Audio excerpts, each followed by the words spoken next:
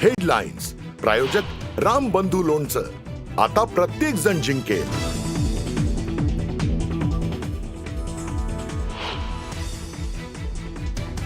2019 ला आमच्याकडनं तुम्ही ओरबाडून घेतलं.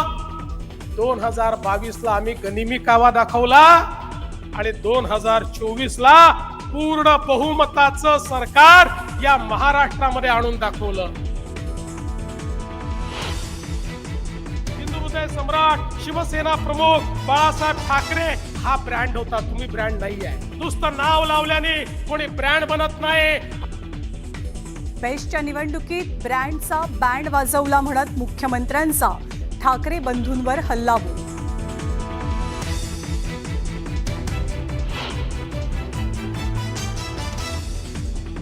राज्यात ऑगस्ट आणि सप्टेंबर महिन्यात झालेल्या अतिवृष्टीमुळे 17,85,000 हेक्टर शेतीचं नुकसान. 30 जिल्ह्यांना अतिवृष्टीचा फटका.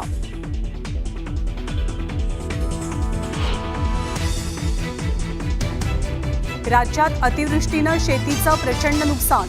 पंचनामे करून लवकरच नुकसानग्रस्त शेतकऱ्यांना मदत देणार. उपमुख्यमंत्री अजित पवारांची ग्वाही. तर अजित पवारांकडनं बीडमधल्या नुकसानग्रस्त भागाचीही पाहणी.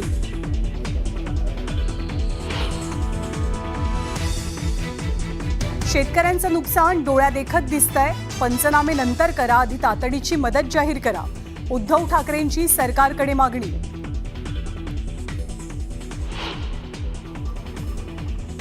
कांद्याचे बाजारभाव टिकून राहावेत आणि शेतकऱ्यांचा फायदा व्हावा यासाठी केंद्रानं कांदा निर्यात अनुदान दुप्पट करावं.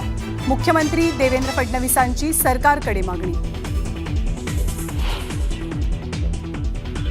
स्थानिक स्वराज्य संस्थांच्या निवडणुका 31 जानेवारी 2026 पर्यंत पूर्ण करा. सर्वोच्च न्यायालयाचे राज्य सरकारला निर्देश. नोव्हेंबर 2025 पर्यंत ईव्हीएम पुरवा. निवडणूक आयोगालाही आदेश. हैदराबाद गॅझेटियरबाबत शासन निर्णयाला आव्हान देणाऱ्या 4 याचिका हायकोर्टात. विनीत धोत्रे आणि शिवा संघटनेकडनं याचिका दाखल करत 2 सप्टेंबरचा शासन निर्णय रद्द करण्याची मागणी.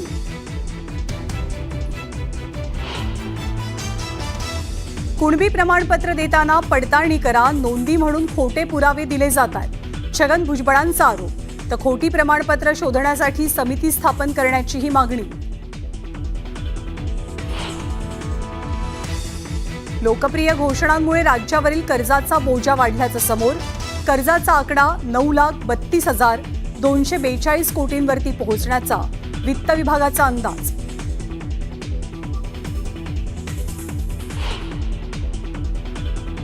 आणि सततच्या तांत्रिक समस्येनंतर मुंबईची मोनोरेल 20 सप्टेंबरपासून काही काळासाठी बंद राहणार.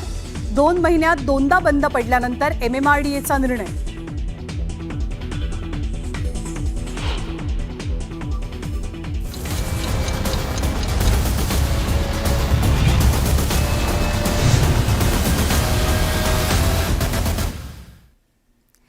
नमस्कार. प्राईम टाईम बुलेटिनमध्ये मी ज्ञानदा कदम आपल्या सर्वांचं स्वागत करते.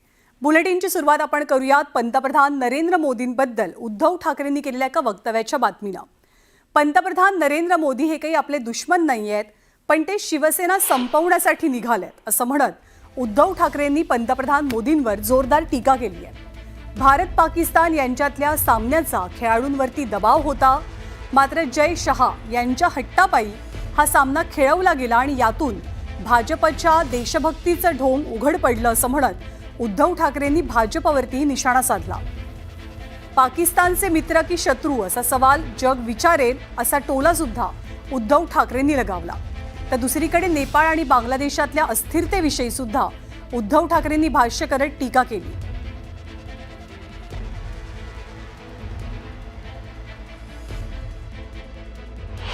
बघा, माझे कोणी काही दुश्मन नाहीये. पंतप्रधान मोदी सुद्धा माझे काही दुश्मन नाहीत. ते मला मानत असतील, मी त्यांना दुश्मन मानत नाही. राजकारण आहे, पण ज्या पद्धतीने ते शिवसेना खतम करायला निघाले हे राजकारण सहन कोणी करू शकत नाही. आणि तरी देखील त्यांच्या मनात पाप जरी असलं तर मी मात्र त्यांना शुभेच्छा देतो की लवकरात लवकर आपल्याला नाही म्हणजे सगळ्या गोष्टीचं आकलन व्हावं आणि चांगला कारभार जे काय आता पुढची काही वर्ष त्याच्यात करावं. एका मताशी मी सहमत आहे की फक्त रस्ते म्हणजे विकास नाही, आणि म्हणूनच माननीय विश्वगौरव देशगौरव पंतप्रधान महोदय फक्त रस्त्याला कधीच विकास म्हणत नाही. म्हणजे उद्धवजी सुद्धा माननीय पंतप्रधानाच्या याच विचाराला घेऊन त्यांनी मला वाटतं की तुमच्यासोबत चर्चा केली. शेवटी देशाचा आर्थिक, सामाजिक, सांस्कृतिक, आध्यात्मिक, विज्ञान अशा सर्वंकष विषयामध्ये देशाची प्रगती झाली पाहिजे. भूतकाळामध्ये अनेक त्यांनी गोष्टी केल्या होत्या. त्या सगळ्या गोष्टींची भूतं आता त्यांच्या मानगुटीवर बसलेत. म्हणजे शेतकऱ्यांची कर्जमाफी ते बोलले होते, 15 लाख रुपये येणार होते, स्मार्ट सिटी बोलले होते. या सगळ्या भूतकाळातल्या गोष्टांची भूतं ही आता त्यांच्या आजचे दिन आहेंगे. त्या भूतकाळाच्या गोष्टांची भूतही त्यांच्या मानगुटीवरती आता बसलेली. आणि याच पत्रकार परिषदेमध्ये संवाद साधताना उद्धव ठाकरेंनी राज्याच्या मुख्यमंत्र्यांवरतीही निशाणा साधला. आपण पाहूया. देवाभाऊ या नावाने तुम्ही करोडो रुपयांची जाहिरात करताय, करोडो. त्याचा पंचनामा कोण करणार? की पैसे आले कुठून, पैसे दिले कोणी, कशासाठी जाहिरात केली? छत्रपती शिवाजी महाराजांना हार किंवा त्यांच्या चरणी फुलं वाहताना जाहिरात करायची, ती करोडो रुपये म्हणजे किती कोटी असतील. अजूनही त्याची होर्डिंग्ज आहेत. तुमच्या सगळ्या चॅनलवरती त्या जाहिराती होत्या. सगळ्या वृत्तपत्रात सामना सोडून, म्हणजे ही काय माझी पोटदुखी नाही, पण जाहिराती होत्या. हे करोडो रुपये तुम्ही एका दिवसासाठी आणि एका माणसासाठी जर का उधळत असाल तर ते करोडो रुपये माझ्या शेतकऱ्यांना तुम्ही एक पहिल्या प्रथम प्राथमिक मदत म्हणून दिली असती तर काय झालं असतं. आणि गेल्या काही दिवसांपासून अवघा महाराष्ट्र साक्षीदार होतोय की उद्धव ठाकरे आणि राज ठाकरे या दोनही ठाकरे बंधूंमधला दुरावा दिवसेंदिवस कमी होतोय. गेल्या बुधवारी सुद्धा राज ठाकरेंच्या निवासस्थानी उद्धव ठाकरे पोहोचले आणि अचानक पोहोचलेले होते. या भेटीबद्दल अनेक तर्कवितर्क लढवले जात असताना उद्धव ठाकरेंनी ही भेट कौटुंबिक स्वरूपाची असल्याचं सांगितलं. राज ठाकरेंसोबतच्या युतीबाबत योग्य वेळी बोलू, भूमिका स्पष्ट करू असंही त्यांनी सांगितलंय. दोन्ही पक्षाच्या कार्यकर्त्यांना उत्सुकता आहे की ऑफिशियल घोषणा कधी तुमच्या भेटीवर लवकरात लवकर योग्य वेळी, लवकरात लवकर योग्य वेळी. दसरा मेळाव्यामध्ये राज ठाकरे थांबा एक एक. तर मी साहजिकच आहे, मावशी त्यावेळेला ती बोलली होती की असंच येत राहा, येऊन भेट. तर आता आमचं हे एवढ्या वर्षानंतरचं येणं जाणं सुरू झालं. तर एकीकडे ठाकरे बंधूंच्या युतीची चर्चा जोर धरत असताना किंवा त्यावरती एक प्रकारे शिक्कामोर्तब झालंय हे मानलं जात असताना नुकत्याच पार पडलेल्या बेस्ट पतपेढी निवडणुकीचा संदर्भ देत राज्याच्या मुख्यमंत्र्यांनी ठाकरे ब्रँडवरनं जोरदार हल्लाबोल केलाय. कोणी सोबत आलं तरी, कोणी सोबत आलं नाही तरी, कोण कोणाला सोबत घेताय तरी, खरं म्हणजे कधी कधी लोक आपलं कसं हसं करून घेतात. साधी ती बेस्टची निवडणूक होती. आम्ही सांगितलं रे बाबा कशाला पक्षावर लढायचं, पण काही जण म्हणाले आमचा ब्रँड आहे, आमचा ब्रँड आहे, आमचा ब्रँड आहे. ते आमचे शशांक राव आणि आमचे या ठिकाणी लाडन दरेकर यांनी ब्रँडचा वाजवला, बँड बाजा वाजला. कशाचा ब्रँड तुम्ही लावला? अरे त्या ठिकाणी हिंदू हृदय सम्राट शिवसेना प्रमुख बाळासाहेब ठाकरे हा ब्रँड होता, तुम्ही ब्रँड नाही आहे. तो ब्रँड होता, तुम्ही नाही आहे. नुसतं नाव लावल्याने कोणी ब्रँड बनत नाही. तर राज्याचे मुख्यमंत्री देवेंद्र फडणवीसांनी वरळीमधनं आगामी महापालिका निवडणुकांचं रणशिंग फुंकलंय. आगामी निवडणुकांच्या पार्श्वभूमीवर भाजपकडनं विजयी संकल्प मेळाव्याचं आयोजन केलं गेलं. यावेळी बोलताना मुख्यमंत्र्यांनी ठाकरेंवरती जोरदार प्रहार केला. 2019 आल्यानंतर विधानसभेची निवडणूक झाली आणि त्यानंतर मला गाणं म्हणावं लागलं, अच्छा सिला दिया तूने मेरे प्यार का, यार ने ही लूट लिया घर यार का. पण काही हरकत नाही. आपल्याला माहितीये आपण रडणारे नाही आहोत, लढणारे आहोत, लढणारे. पुन्हा एकदा 18 पगड जातीच्या मावळ्यांना एकत्रित करून आपलं सैन्य उभं केलं आणि प्रत्येक किल्ला महाराजांनी परत मिळवला. ती आमची प्रेरणा आहे. आणि म्हणून ज्या प्रकारे 2019ला आमच्याकडनं तुम्ही ओरबाडून घेतलं, 2022ला आम्ही गनिमी कावा दाखवला आणि 2024ला पूर्ण बहुमताचं सरकार या महाराष्ट्रामध्ये आणून दाखवलं. इथे जेवढे माध्यम प्रतिनिधी आहेत त्यांनी माझं म्हणणं लिहून घ्यावं, ते शूट देखील करून घ्यावं, त्याच्या क्लिप साठवून ठेवाव्यात.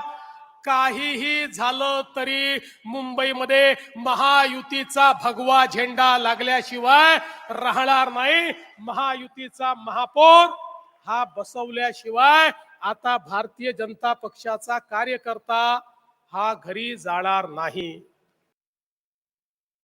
तर ज्या निवडणुकांचं रणशिंग भाजपनं आज फुंकलेलं आहे त्या मिनी विधानसभा अशी ओळख असलेल्या जिल्हा परिषदा, पंचायत समिती आणि पालिका निवडणुका लवकरच होऊ घातल्यात. झेडपी आणि पालिका निवडणुका कधी होणार याकडे राज्याचं लक्ष लागलंय. आता सुप्रीम कोर्टानंच याबद्दलचा फैसला सुनावलाय. 31 जानेवारी 2026 पर्यंत स्थानिक स्वराज्य संस्थांच्या निवडणुका घ्या असे आदेश सुप्रीम कोर्टाकडनं दिले गेले आहेत. त्यामुळे आता स्थानिक स्वराज्य संस्थांच्या निवडणुका पुढच्या वर्षी पार पडतील हे निश्चित आहे.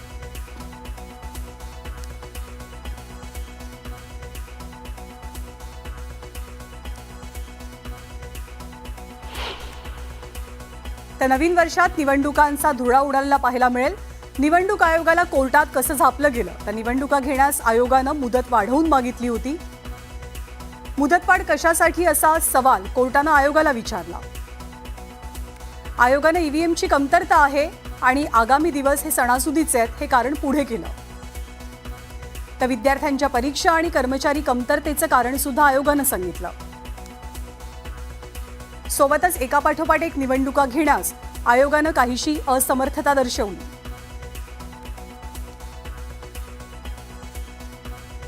तर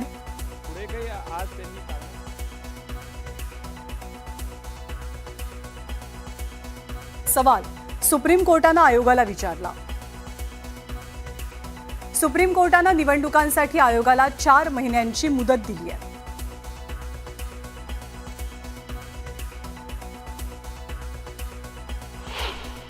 पुढे काही आज त्यांनी कारणं दाखवली होती, त्या सगळ्यांचा निपटारा आज झालेला आहे. त्यामुळं सर्वोच्च न्यायालयाला आता 31 ऑक्टोबर 2025च्या पुढे कुठल्याही परिस्थितीमध्ये प्रभाग रचना आरक्षणाची प्रक्रिया राज्य निवडणूक आयोगाला लांबवता येणार नाही. त्यापुढे त्यानंतर नोव्हेंबरच्या पुढे ईव्हीएम किंवा त्या दरम्यान मतदार यादीचा सुद्धा कार्यक्रम घ्यावा लागेल आणि सगळ्या महानगरपालिका, नगरपालिका, नगरपंचायती, जिल्हा परिषद आणि पंचायत समिती यांच्या निवडणुका 31 जानेवारी 2025 पर्यंत घ्याव्या लागतील.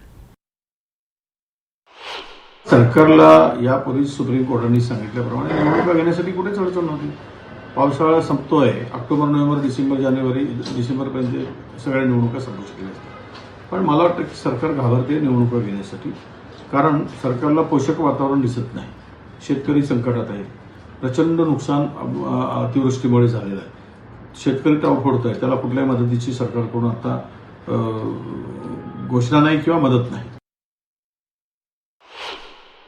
तर त्याने सर्वसामान्य माणसाचा जो हक्काचा माणूस असतो तो नगरसेवक असतो, तो रोज त्यांच्या सुखदुःखात असतो. गेली कित्येक वर्ष महाराष्ट्रात इलेक्शन झालेलं नाही, कारभार झाला नाही, कोणी मालकच राहिलं नाही. दुर्दैव आहे की सगळी सत्ता आणि यंत्रणा सरकारच्या हातात आहे आणि पंचायत राज सत्तेचं विकेंद्रीकरण जो विचार कैलासाची यशवंतराव चव्हाणांनी मांडला त्याच्या पूर्ण विरोधात आज राज्यात काम झालं. खूप दुर्दैव.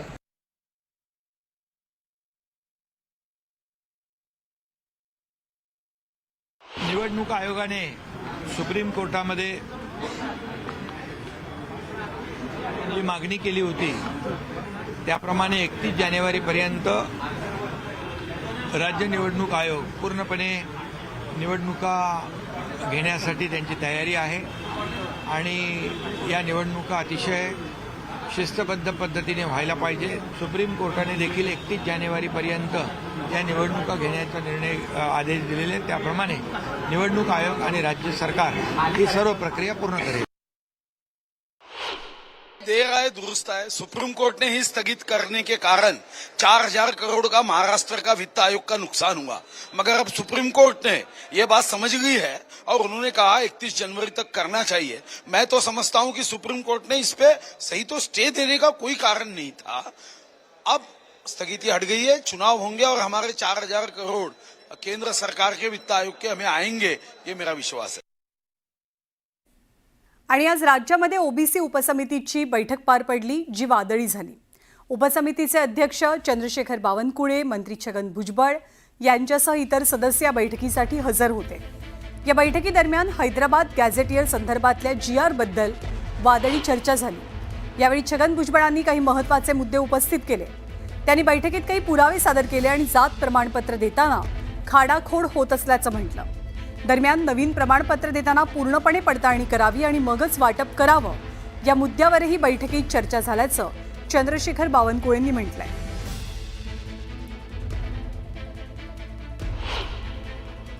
मराठा कुणबी हाताने लिहिलेला आहे, सरळ सरळ. हा ओरिजिनल दस्तऐवज एक दाखवतो तुम्हाला, तुम्ही नंतर पहा. खोडून लिहिलं आहे, हाताने लिहिलं आहे.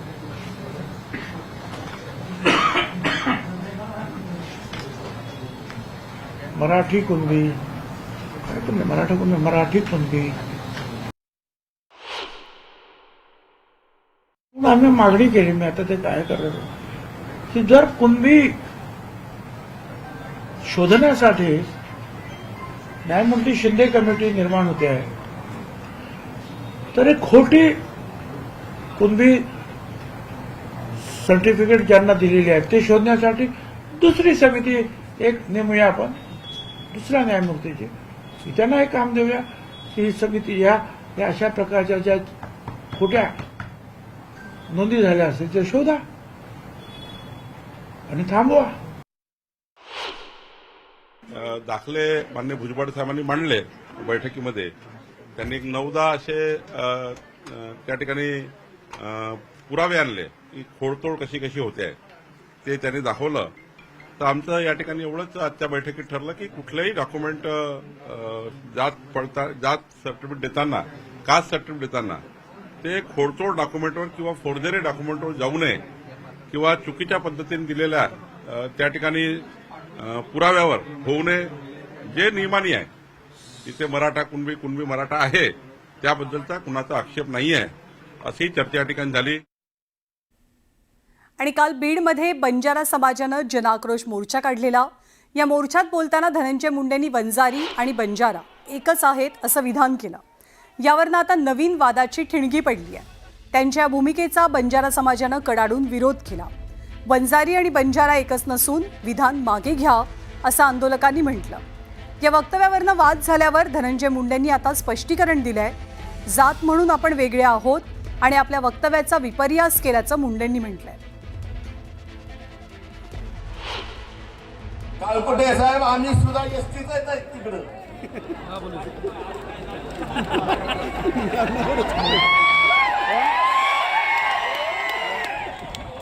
बंजारो बंजारो वेगळा छका.